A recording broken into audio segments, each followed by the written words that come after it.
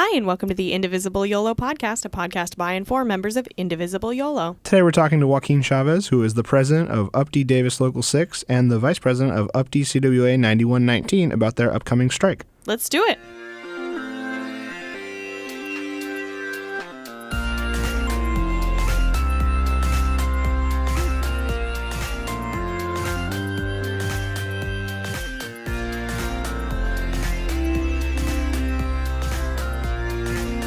I'm Isabel Warner. And I'm Andy Clausen. Today we're here with Joaquin Chavez, who is the president of Upte Davis Local 6 and the vice president of Upte CWA 9119. Joaquin, thank you so much for joining us. Oh, thank you very much for inviting me. So, Joaquin, first of all, what is Upte and how did it get started?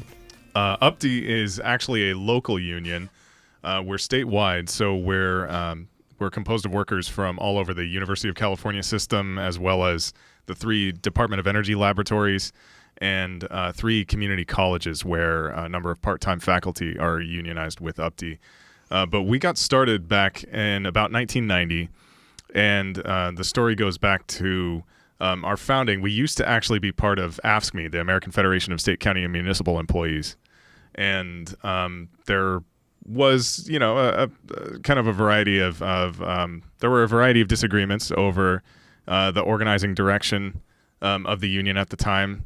It's all ancient history. Some people are still around from those days, but most really aren't. And so we split off and ended up affiliating with the Communications Workers of America back in 1993.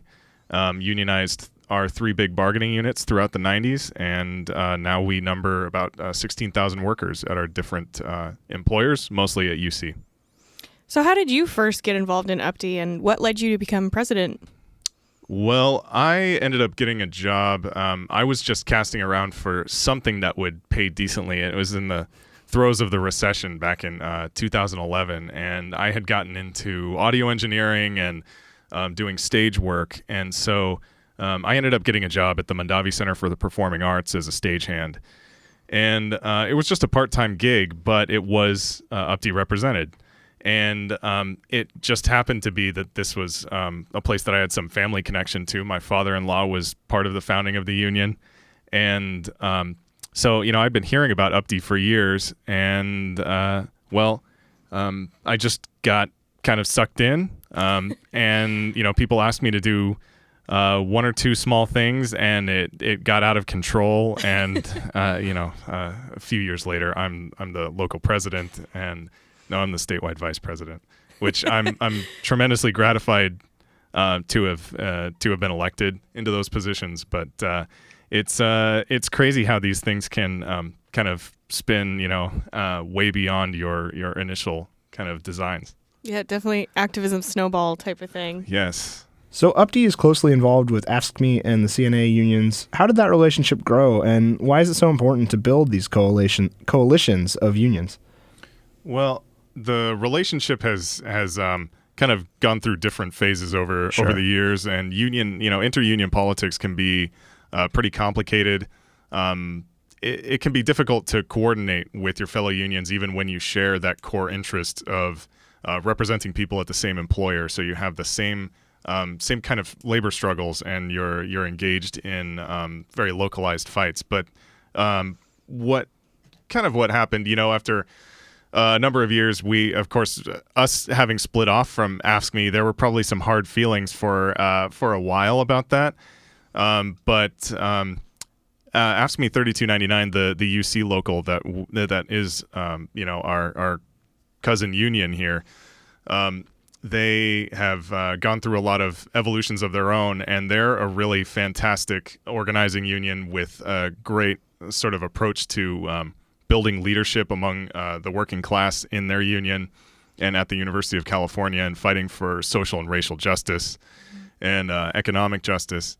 And people are probably aware of CNA. California Nurses Association is one of the most well-known locals in the state. It's a very powerful union. And between the 3 of us, we share a lot of common interests. Just the way that work is organized at UC, it tends to kind of cluster people a little bit according to some of the ways that we're compensated, or the ways that the different, say, pension systems are set up. So we're all in the same pension system. That kind of, without getting too much into the weeds, it kind of like creates a little bit of a natural community. It's a little bit different. All workers at UC share the same kind of sets of interests. We all have to fight with the largest employer in the state of California over wages, working conditions, and so on. But we've kind of created this 3-union coalition out of necessity. Yeah. And because of this coalition, UPTE is planning to strike in solidarity because AFSCME is planning a strike next week, this week. So why is AFSCME striking, and why are UPTE workers striking alongside them? So AFSCME has been in negotiations for about a year. Most of us, actually at this point, I should say, all 3 of the coalition unions have been negotiating with the UC for a year or longer in some cases. But AFSCME has reached the point of impasse with the employer. So UC insisted that they would not grant any kind of wages that would keep up with the cost of living, really far from it. And they want to bust the pension system, and they don't want to address some of the fundamental kinds of matters of justice that really impact frontline workers at the University of California. So AFSCME, for example, has a proposal for sanctuary campus for non-cooperation with ICE on the UCs. And despite a lot of sort of empty posturing from Janet Napolitano, the president of the UC system, claiming that they're opposed to Donald Trump and the sort of the anti-immigrant kind of offensive coming from the federal government, they're not willing to actually place any kind of priority on protecting people regardless of their immigration status at the University of California, including the people that make the system go, frontline workers. So are other unions going to be striking in solidarity as well? So yes. So UPTE has declared that we will strike with them on the second and third days of the strike on May 8th and 9th, and AFSCME is striking from the 7th through the 9th. And they're basically opening the door, and UPTE will be with them. CNA will also be with them those final 2 days, and this is poised to be the largest strike in UC history. Wow. So strikes aren't just called for fun. There's a lot of work that goes into organizing and planning. Can you give us an overview of the processes by which UPTE even decides to strike? Yeah, so we actually we're going through our own process of deciding if and when we would call our own strike, and that is this process where we try and talk to every single member about the seriousness of the issues that are on the table. In this case, because we're declaring a solidarity strike, we are not advancing our own issues in that conversation. Mm-hmm. So we're talking to the members about the situation that AFSCME is going through, helping everyone to understand how serious that is, what it represents for all workers at the University of California, and then also, it doesn't take that much convincing, because frontline workers at UC, like our people in the technical and research and healthcare units, they feel that solidarity with AFSCME workers because we experience the same kinds of conditions.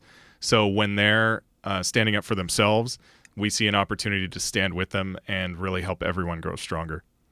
Once a strike has been, you decide you're going to strike, a strike has been called. So how do campus unions make sure information is disseminated within their organization, and how are these pickets organized?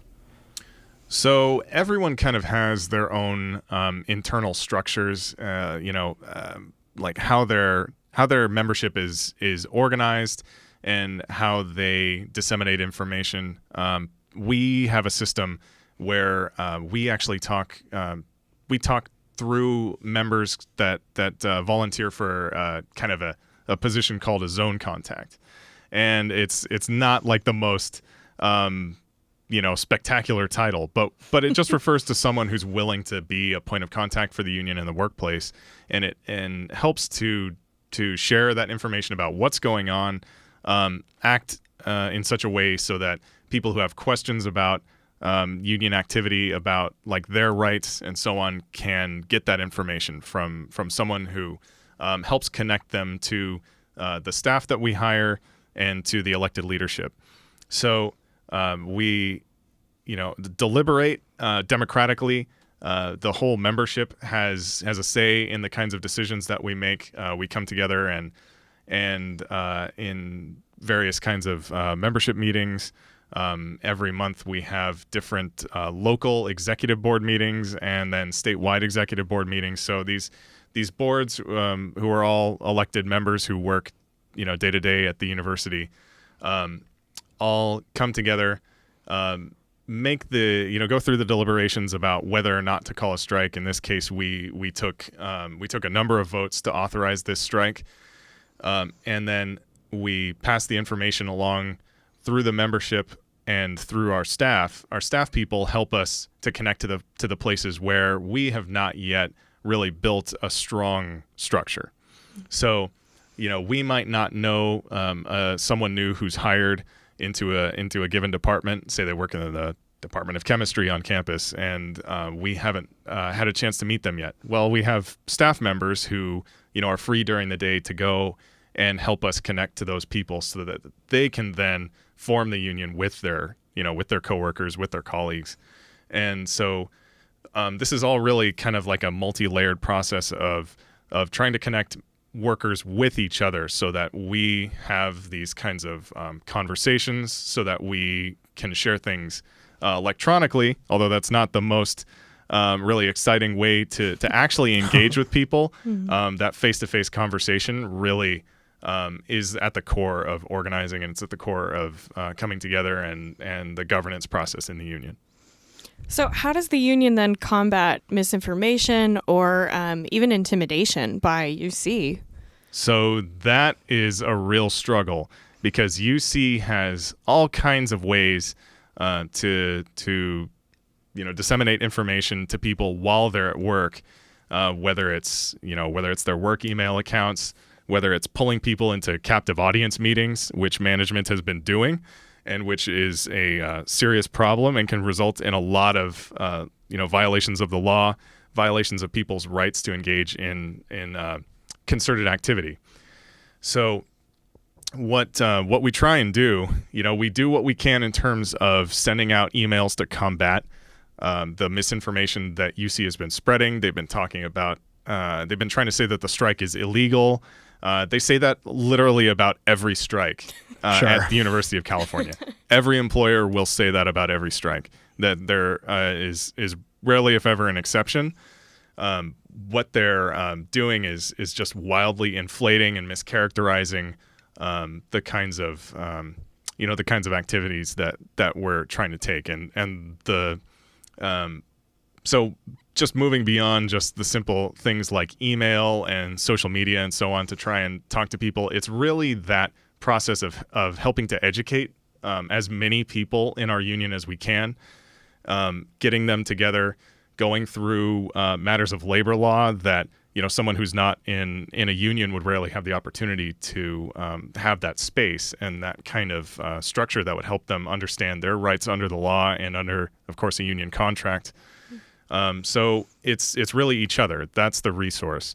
So the more members that we can bring together and share in an educational process that helps us to take stock of our rights and our potential for working together, the better that we can respond to that kind of boss campaign. So where is Upte going to be meeting for the strike, and why was that location the one that got chosen?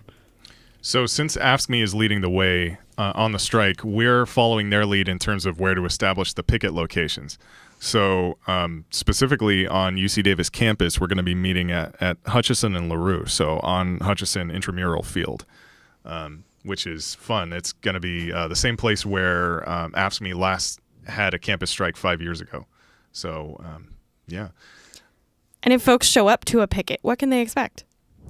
They can expect God, it's a little tricky to answer that question in a way, because a picket can be a lot of things to a lot of people.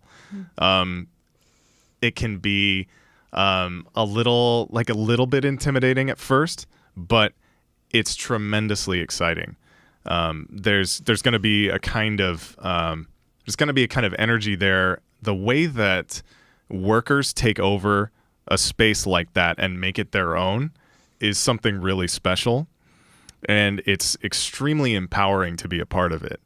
So, normally when you're on campus, if you're an employee of the university, you kind of have to live a little bit under, and maybe not everyone relates to it this way, but you kind of live under the shadow of your boss and the hierarchy in your department. And to show up to a picket line instead, where it's where people are relating to each other as equals, where you're really in the process of actively taking power, is extremely exciting. It's tremendously empowering. These pickets are a lot of fun. There are popular schools, like workshops that are educational, that happen at various times on the picket line. There's, of course, the things that people normally associate with them, like the marching and the chanting. And there will be noontime rallies. People will speak about their experiences dealing with the oppression and exploitation that's inherent in working for a massive institutional employer like the University of California. And I think a lot of people who go are going to be really surprised by just how enriching the experience is, and it's going to be transformative for thousands of workers here just at UC Davis. You mentioned a few minutes ago the UC has been publicizing its decision to take AFSCME to court over this strike and the UC's willingness to retaliate. So what's the legal standing of this strike? You mentioned it earlier, but can you expound a little bit on are these strikes legal? Is there legal precedent for solidarity strikes? So these strikes are absolutely legal. And I can start maybe by qualifying a little bit about how much more restrictive the right to strike is in the United States versus other advanced economies. And there's very little comparison. Any country in Europe, you don't need to go through the same legalistic hurdles to declare a strike. If a group of workers is serious enough about an injustice on the job that they're willing to actually walk off and sacrifice their pay in a confrontation with the employer, then they have a much greater, much more protected right to do that. But all that being said, so in the United States, there are certain kinds of strikes that are legal under various layers of statutes, and the biggest one nationally is the biggest restriction really is under the Taft-Hartley Act from 1947, which was basically meant to destroy the labor movement or severely restrain it in a lot of ways. But one of the things that it did was confine strikes to just kind of certain narrow justifications. But one of them is the strike in sympathy or in solidarity. And so if a union like AFSCME has the legal right to strike because they're at impasse with the employer, so they're striking over wages and working conditions in their own contract, in the service contract. And we have the right, because we represent people at the same workplace, and we have the right then to declare, because we're out of contract as well, we have the right to declare a strike in sympathy with them. So we are honoring their picket line, and that will absolutely be upheld in court. So the UC is inflating what is like a very, very small technical issue about patient care. And this is serious, and we respect it. At a medical facility, any patient care area, you need to make sure that even if you go on strike, that you have enough essential personnel who are there to maintain, a safe and safe environment for the patients there, that no one will be harmed because of the act of the strike. And most of our workers are totally not affected by this essential personnel stuff. most of them are not essential to the survival of patients on a day-to-day basis. They're very important for patient health, things like physical therapists or dietitians, but no one is going to be hurt and no one is going to die because a dietitian wasn't there on Tuesday. So UC is really trying to blow a lot of, use a lot of smoke and mirrors to try and confuse people about just what the strike is and whether it's protected. And we'll be vindicated in the end. So what has the response from day-to-day management been like? Well, one thing that is fortunate about the university is that, we have our share of bad managers, just like any workplace, but it's not like certain private sector employers where they have these really vicious, union-busting law firms and so on who viciously intimidate people on the job. Now, some people really do experience that here at UC, and I don't want to diminish that at all. But, my department, there's not a lot of intimidation. On the other hand, there are places where people really do get called into captive audience meetings. Their managers tell them that bad things are going to happen to them if they go on strike. They're going to be punished. They try and convince other workers to replace those people who have said that they will go on strike. All of those kinds of intimidation tactics are totally illegal. Doesn't mean that UC is not going to do it. And members in Upte and other unions, they don't have to disclose, or they're not required to disclose whether or not they're going to be striking. Why is that key to the strike's success? So this is a good one. So if you think about it strategically, if you want to have a strong effect from withholding your labor from the boss, you can have a stronger effect if you don't let them know one way or the other if you're going to be there or not. They have a harder time planning for it. So that's a big part of it.